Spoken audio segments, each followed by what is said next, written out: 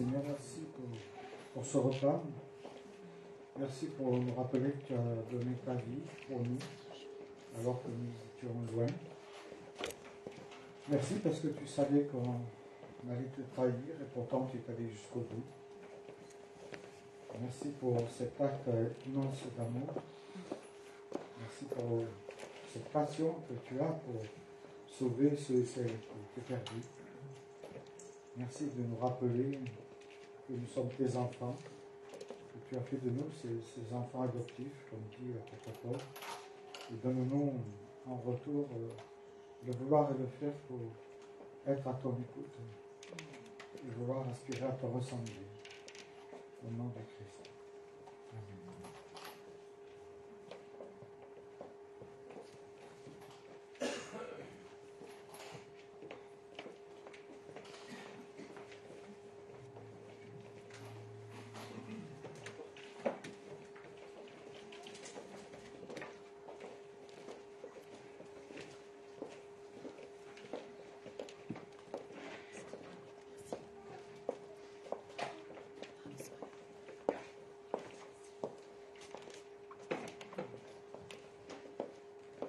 Voilà, c'est l'histoire de deux jeunes garçons qui s'appellent Daniel, qui s'appellent Pierre, deux enfants qui habitaient une cité ouvrière et qui formaient un duo inséparable, comme ça se faisait beaucoup dans ces cités ouvrières. Et depuis la maternelle jusqu'à la 6e, ils avaient toujours été dans la même classe, partageant ensemble les joies, les soucis, les rêves aussi. En fait, c'était deux garçons qui dévoraient la vie à pleines dents, comme on peut la dévorer à cet âge-là. Mais un jour, tout bascule. Tout bascule, on peut dire c'est le drame. Parce que Pierre, en traversant la route, est fauché par un véhicule. Et suite à ses blessures, il décède. Alors, bien sûr, pour Daniel, tout s'écroule. Et le jour de l'enterrement, Pierre va devoir croiser cette maman qui est complètement abattue, submergée par la souffrance. Et cette maman prend Daniel dans ses bras et lui dit « Il est parti ton Pierre ». Et depuis cet accident tragique, cette mère n'a cessé de porter le deuil de son enfant, pourtant ça fait plus de 50 ans. Cette maman est inconsolable. Et pour moi, je vous invite à lire un texte qu'on n'aime pas lire à Noël, mais pourtant qui fait partie un texte qu'on trouve à Noël, c'est dans Matthieu chapitre 2, au verset 13 à 18, où il est dit « Après leur départ, un ange du Seigneur apparut à Joseph dans un rêve et lui dit « Lève-toi, prends l'enfant et sa mère et fuis en Égypte. Tu y resteras jusqu'à ce que je te dise de revenir, car Hérode fera rechercher l'enfant pour le tuer. » Joseph se leva donc et partit dans la nuit, amenant l'enfant et sa mère pour se réfugier en Égypte. Il y resta jusqu'à la mort d'Hérode. Ainsi s'accomplit ce que le Seigneur avait dit par le prophète « J'ai appelé mon fils à sortir d'Égypte. » Quand Hérode s'aperçut que les mages s'étaient moqués de lui, il devint furieux. Il donna l'ordre de tuer à Bethléem et dans les environs tous les garçons au-dessous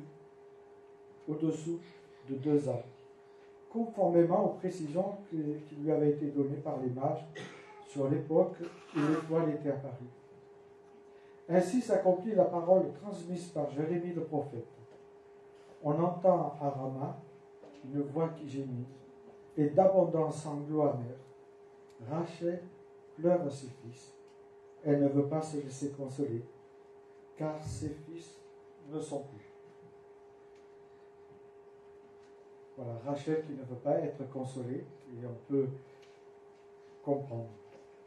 Alors, cette veille de Noël, je ne veux pas tomber l'atmosphère avec ces textes, mais je pense qu'il est important aussi de lire des textes de l'Écriture qui nous parlent pas seulement de fêtes, mais aussi de moments inconsolables pour certains.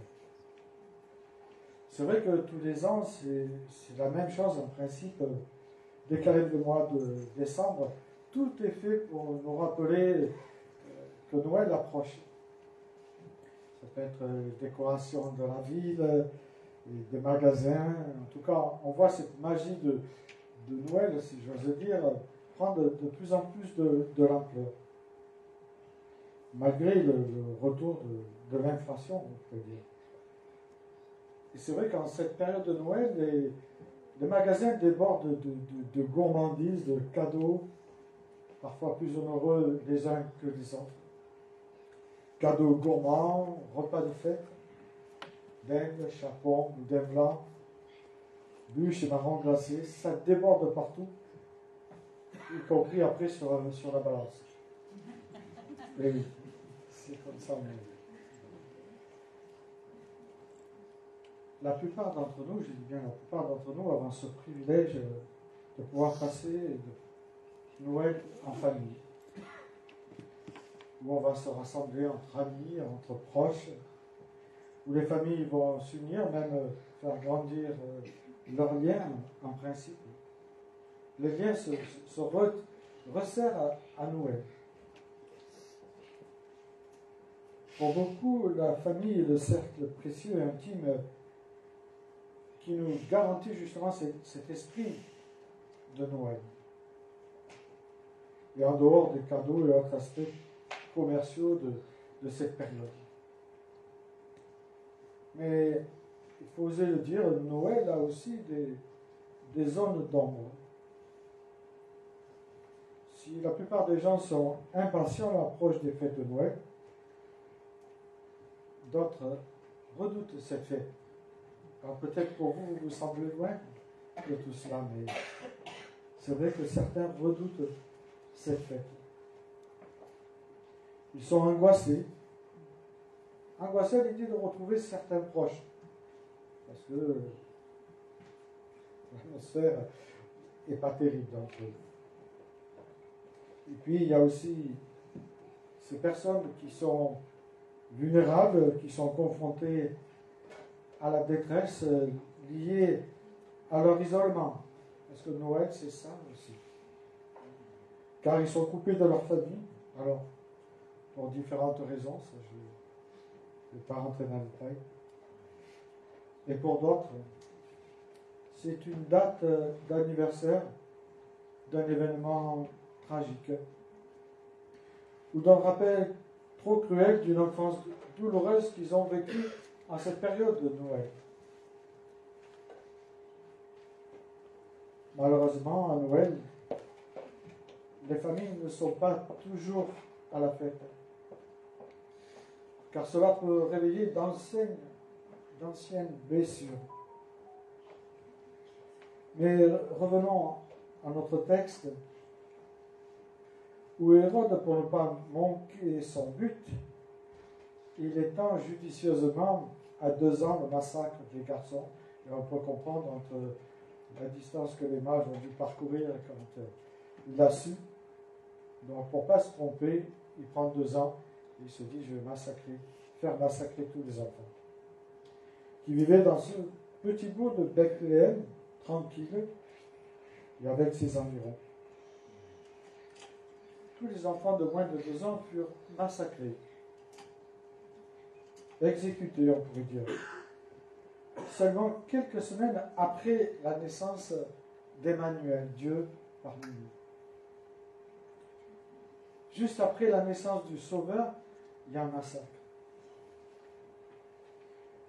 Le meurtre de ces enfants, quelque horrible qu'il soit, se perd aussi dans le nombre de crimes de ce tyran qui était Hérode.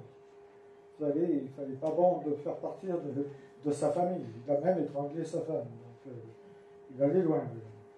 Tous ses cousins, tous ses frères, tout le monde y est passé avec lui. Donc pour lui, il faire massacrer des enfants de 2 ans, c'était rien. Mais dans le recueil d'histoire de Joseph antique, on trouve justement une historique de cet homme. Mais il nous rapporte que ça a été l'un de tous ces derniers actes de barbarie de son règne. Après, ça a été à son tour. On pourrait dire qu'à peine né, à peine arrivé dans le monde, celui qui donnera la vue pour le salut doit la conserver par la fuite. Ses parents sont obligés de fuir parce qu'on veut tuer cet enfant. Mais l'Écriture nous dit que son heure n'était pas venue parce que Dieu veille, quoi qu'il en soit. À nos yeux, le massacre de Bethléem demeure un scandale, quelque part aussi un mystère. Mais au travers de ce mystère, et au-delà même de ce mystère, le dessein du Seigneur va s'accomplir.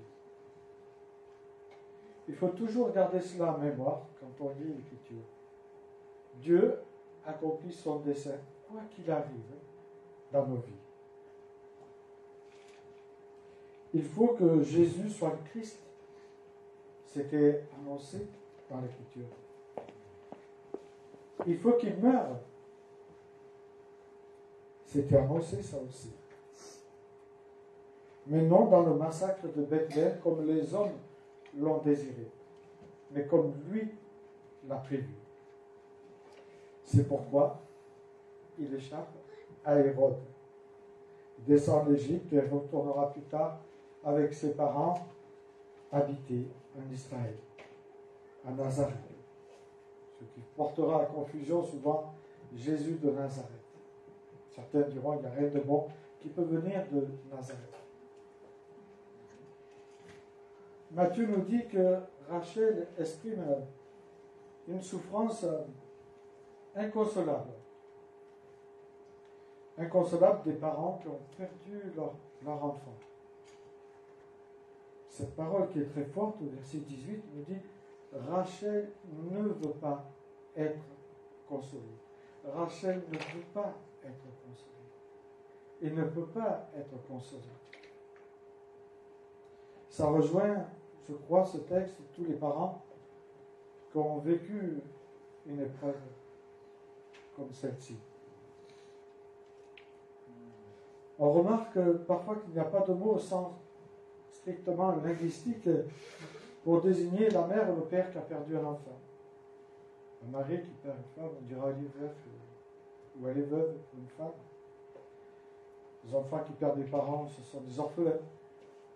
Mais une mère ou un père qui perd un enfant, il n'y a pas de mots. Alors certains essayent de trouver des mots, mais il n'y a pas de mots. Parce qu'on reste inconsolable quand on perd un enfant. L'enfant qui a perdu ses parents, bien sûr, c'est quelque chose de difficile.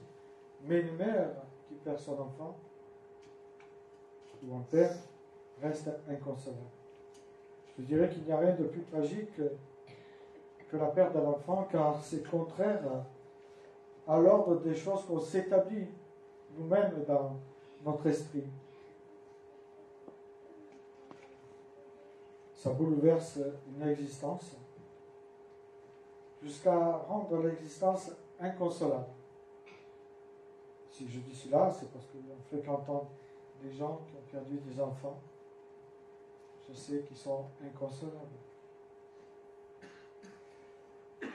Perdre un enfant rend la traversée, je dis bien la traversée du deuil, souvent on parle de deuil, mais je pense que c'est plutôt une traversée. Le deuil ne se fait pas comme ça, c'est presque impossible. Vous savez, il y a beaucoup d'artistes qui ont perdu des enfants. Pour ceux qui aiment Serge Reggiani, lui aussi a été marqué par ce drame, son fils s'est suicidé. Et donc, pour bannir ces vieux démons, il a écrit une magnifique chanson c'est l'absence d'un enfant. C'est une très belle chanson. Pour ceux qui aiment l'anglais, il y a Eric Clapton aussi qui a écrit quelque chose de beau. Hein. L'arme au paradis, je ne le dis pas en anglais comme je ne sais pas le dire. Mais je connais les paroles d'Eric Clapton parce que j'aime beaucoup Eric Clapton, sa musique. Voilà, ces gens ont écrit, ils ont épanché leur cœur parce qu'ils étaient inconsolables. Mais ici, le texte de l'Écriture, en parlant de Rachel, va beaucoup plus loin. Il fait allusion à Jacob qui pleure la perte de Joseph, vendu par ses frères. Vous savez, ses frères bien-aimés, ils l'ont vendu. Parce qu'il en faisait un peu trop, le garçon. Comme quoi, il faut faire attention dans les familles. Quand il y a des préférences, ça peut finir mal. Donc, ils ont déclaré la mort au père, justement après la mort de Rachel. Et le texte nous dit, tous ses fils et toutes ses filles vinrent pour le consoler, mais il refusa d'être consolé. Rachel qui pleure ses enfants, Jérémie nous le rappelle, déclare que Rachel, la mère de Joseph et de Benjamin, pleura aussi cette descendance qui ont quitté leur terre, qui ont été éloignés de leur terre par la déportation. C'est aussi cela. Quand on est en déportation, on vit quelque chose de tragique. Et parfois on est inconsolable, hein, vous savez, ceux qui sont revenus d'Algérie, souvent, des amis sont revenus d'Algérie en perte et fracas, bien sûr. Toujours, ils reviennent là-dessus, sur ce qu'ils ont vécu, ce qui leur manque. C'est normal, ils sont inconsolables aussi. Ils ont été en déportation quelque part, puisque depuis des générations, ils étaient là-bas. Mais je dirais que pour Rachel, justement, quand elle parle de la déportation de Babylone, cette déportation sera suivie d'un nouvel espoir. Le retour des exilés sous la conduite d'Esdras et de Néhémie, mais aussi parce que Dieu est souverain. Dieu avait prévu le retour du peuple d'Israël. Et dans les deux versets qui suivent, versets 16 et 17 de Jérémie, il est dit « Retiens les pleurs de ta voix, les larmes de tes yeux, car il y aura un salaire pour tes actions. » Et un peu plus loin, il continue. « Il y a de l'espérance pour ton avenir. » Même dans la désolation, il y a de l'espérance, nous dit Jérémie, au travers des paroles que Dieu lui a confiées. Jérémie fait allusion, bien sûr, au rétablissement du royaume d'Israël. Nous savons aussi que la mort des enfants d'Israël, de Bethléem, sera suivie de l'instauration du royaume de Dieu. Jésus instaure son royaume en venant parmi nous. Il le dit. Nous voyons ici déjà l'ombre de la croix. Tout à l'heure, Michel a parlé de l'ombre de la croix dans la crèche, mais c'est vrai. L'ombre de la croix qui plane déjà là. Pour nous dire qu'il n'y a pas de résurrection sans mort. Il ne peut y avoir de couronne sans la croix. Et c'est vrai que la croix est une folie, nous dit Paul, pour ceux qui périssent, mais c'est une puissance de vie pour ceux qui reçoivent le Christ dans leur vie. Bien sûr que l'affliction existe pour le chrétien. Et Dieu nous le dit dans l'Écriture. Mais l'affliction, elle est temporaire pour le chrétien. Car Dieu fera naître la joie et la délivrance par l'intermédiaire du Christ. Et Ésaïe 61 nous le proclame fortement, que Christ nous donnera un vêtement de louange à la place d'un vêtement de deuil. C'est un très beau texte qui nous parle de consolation. Rachel qui pleure, cela peut être vous qui attendez une autre consolation qui dépasse cette expérience humaine du deuil. Et cette consolation ne peut venir que de celui qui nous a donné le Saint-Esprit, qui est identifié aussi comme un consolateur. Quelque chose de très précieux, le consolateur. Le Christ nous a envoyé le consolateur. Dieu connaît ce qu'on ressent, ce que tu peux ressentir en cette période juste avant de Noël, à cette veille. Car il a perdu lui aussi son Fils unique, ne l'oublions pas. Il a donné afin que nous ayons la vie éternelle. Donc le Christ peut nous consoler. Ce consolateur est là pour nous faire du bien quand on est inconsolable. Et nous avons le privilège, nous chrétiens, de pouvoir recevoir cette collation, cette consolation. Alors peut-être que cette année de Noël ne sera peut-être pas pour vous le Noël comme vous l'attendez. Pourtant, Noël, pour nous chrétiens, c'est le ciel qui se déchire et où Dieu ose descendre parmi nous pour délaisser les montagnes qui se dressent devant nous, devant toi, devant moi. Quant à ceux qui auront ce privilège de fêter Noël en famille, que ce soit l'occasion pour vous de préparer extérieurement, de vous préparer extérieurement, mais aussi intérieurement, afin de célébrer dignement la venue du Sauveur, Emmanuel. N'oublions pas, avant tout, Noël, c'est ce magnifique cadeau que Dieu a envoyé à l'humanité, à savoir son propre Fils. Il a donné pour des hommes et des femmes qui étaient perdus, des hommes et des femmes qui étaient ses ennemis, pas parce qu'on était bien ou mieux que les autres. Il a donné tout simplement pour nous sauver, afin de changer notre vie, afin de nous consoler, afin de nous accompagner chaque jour, dans les moments de joie, mais aussi dans les moments de tristesse, dans les moments aussi de deuil. Que le Seigneur nous donne la compassion envers ceux qui ont vécu une perte et qu'il nous aide à grandir dans la compassion envers ceux qui pleureront à Noël. Je vous invite à prier. Seigneur notre Dieu, merci. Merci parce que tu es ce Dieu authentique qui ne cache rien.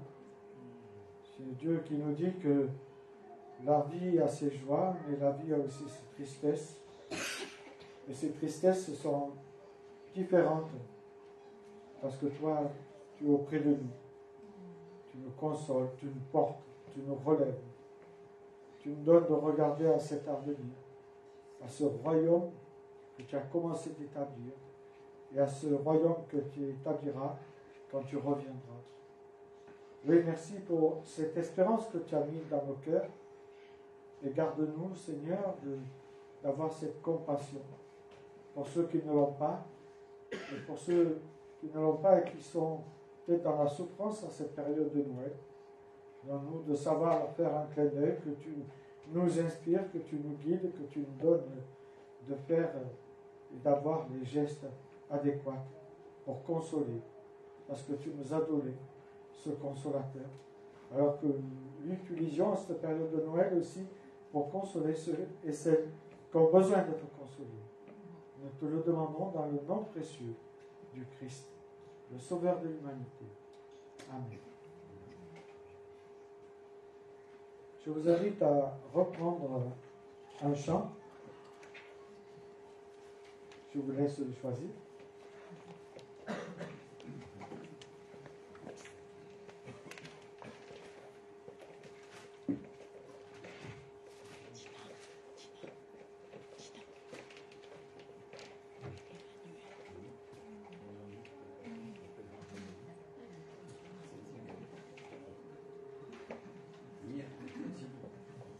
Donc on peut se lever.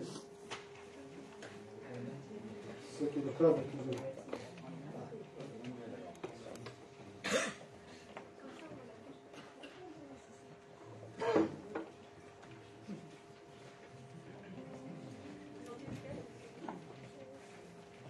Emmanuel. Emmanuel.